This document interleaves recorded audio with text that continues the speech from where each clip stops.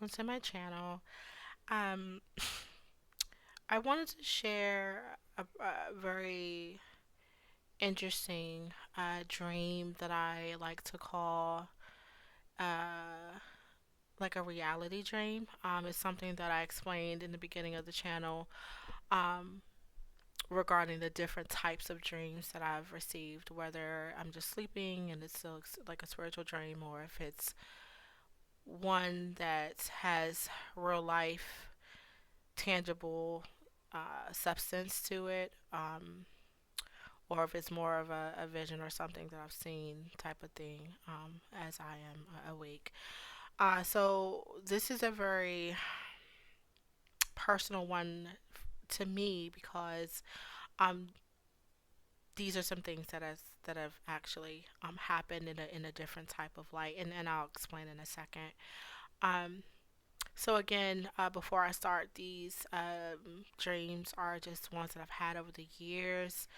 Um, some have actually come to pass. Some are just maybe metaphorical or analogies, or I don't know. I'm not good at interpretations, or anything like that. I'm just led to share what I've you know dreamed. Okay. So this dream here, I am going to be speaking from memory. I didn't write this one down because it was too vivid. Okay, so I do remember um, being in this house, and my spouse and I had a toddler at the time um, in the dream, and I went and it emphasized me grabbing reaching into a clear bowl of keys. So I went and I grabbed our keys, and I was like, okay, babe, I'm heading out. I'm going to look at some houses. And he was like, oh, okay, well, I'll come too. So we get the toddler together, our kid, and we're, stepping outside. We're locking the door.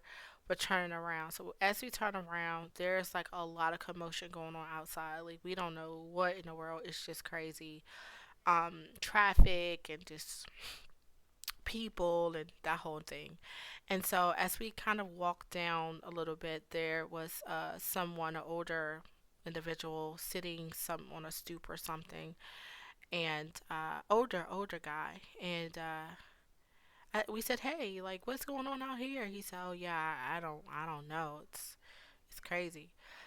And he said, "Now, mind you, as we're coming out, my spouse at the time, he's holding our child." And the old man looks up and he says, "Is that your son?" And we were like, "Yeah." He's like, "Oh, he's cute. Can I hold him?" And so we look at each other, kind of like, but we're like, "Okay, yeah, sure." So he's holding him and everything, and so after a while, we're like, "Okay, so we're gonna, head on, so we can go on and do what we need to do." And he started to gesture, the old man, as if he didn't want to give our kid back. And we're looking at each other like, wait, what's happening right now? And we're like trying to literally like take him from this old guy, like literally like kind of snatch him up out of his arms because his grip was really tight. So finally we got him. It was like, oh God, like what's wrong with you? Um it was, yeah, it was crazy. So anyways, we get in the car and like somehow we're on the highway. And I remember seeing this really huge billboard, people pay for, do their advertisements. And I remember Beyonce was on there. She was dressed in all gold. She had like this gold, I don't know, dress type thing. And she had this big, like Egyptian type, uh, head dressing or something on. It wasn't a crown, it was like a tall, long, kind of gold something on her head. And it said something, I forgot what the words were, but it kind of startled me. I was like, it just really just stood out. Um, So, anyways, we're I didn't pay it no attention too much. We're driving down the highway now. As we're driving down the highway, we are on the right side of the entire highway. So the left side. There's like the barrier in the middle for those who drive, and then there's the left. We're on the right side, right? The right side, 2 lanes, and then on the other side is 2 lanes, left side going back the other way. Boom. So we're riding. We're just riding, and um, as we're driving, we're seeing I don't know, like uh what do we see? We see like I don't know, tanks and all of that stuff like driving past us, just driving past us and everything. I'm like, wow, what in the world was going on? So they going about their way. They were in urgency, but okay, cool.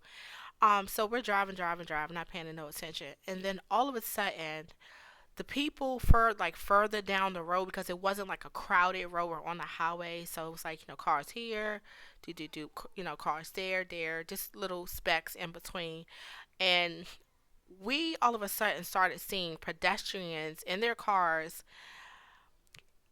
I mean, making sharp U turns, boom, just turning the wheel, going the other way, and we're looking, as they're turning, like boom, there's another car, boom, and we like, what in the world is going on?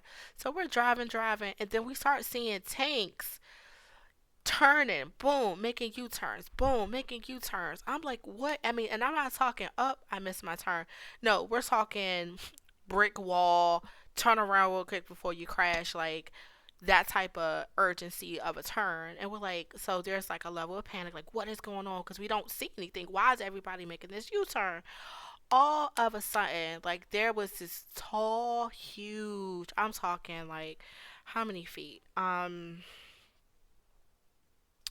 Washington Monument. I always use that. Like, really, really, really, really, really, really, really tall, long, wide wall of, I always say, like a tsunami of a dust storm. Okay, that was very, very dark and gray, and it was rolling in. So, like, you see those movies where, like, I don't know, avalanches or whatever, and it's like your car just, as you're driving, you just almost kind of look like you're getting sucked into like this sandstorm. It was horrible. So, my spouse at the time, my fiance at the time, makes a sharp U-turn. Boom. So we're just like on the other side. We're heading down the road, heading down the road, and I'm just like, oh my goodness, like what is going on? So all of a sudden, as we're trying to get away from this storm or whatever this thing was that was coming and it was consuming like everything, like all the cars, the scene switches and I'm still on the road, but I'm in a school bus and my son and my spouse is no longer there. Um, I'm on a school bus. I know there were other people. There was a driver. Um, I want to say that we were moving to a degree. I don't remember like the motion of it, but what I do remember is looking out of the front window somehow, and I looked up and I was like, Jesus, like oh my, like he like oh my, like he's here. And he was in, I mean, he was he was right there, like he obviously some distances away, he was a distance away. I couldn't see like I could see the whole body that was illuminated in light. I didn't see any facial features or hands or feet or anything, like, but your spirit knows your creator. I don't care what anybody, like, you just know. And I was just so excited, screaming on that bus, like, yes, he's here. And we woke up. I woke up. Okay. All right. So now, in regards to regarding the interpretation of the dream, again, guys, I don't have that gift. I don't know. But I will say that this dream was very significant because a lot of things in my life happened the way that I described to you guys. So, for example, um, me reaching into the jar to grab some keys to go look at some houses, right? So in real time at that point, now this is some time after, but I you know, we came into, some funds, and we were looking to find a home, right? In which we actually did. We looked at a few properties and everything, found the one that we wanted, that type of thing.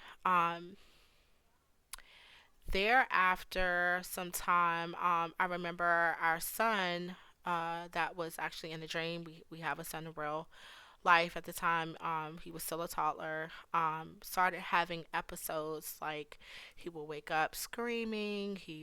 There was just like a lot of things that was going on with him, to the point where it began to like worry me, and I had to go to my godmom and my best friend, like, hey, listen, I need mom to, like, pray for him. Like, I don't know what this is that keeps kind of like tormenting him, when he's sleeping, blah blah blah.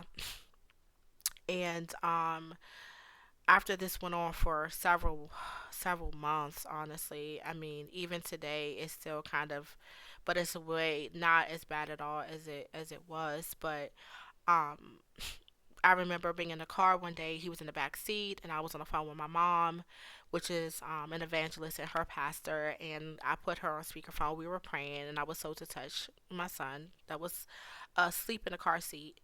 And we began to pray, and they did their thing. And um, after everything was said and done, my son set up, like literally, eyes still closed, set up, and then like kind of boom, like kind of fell back.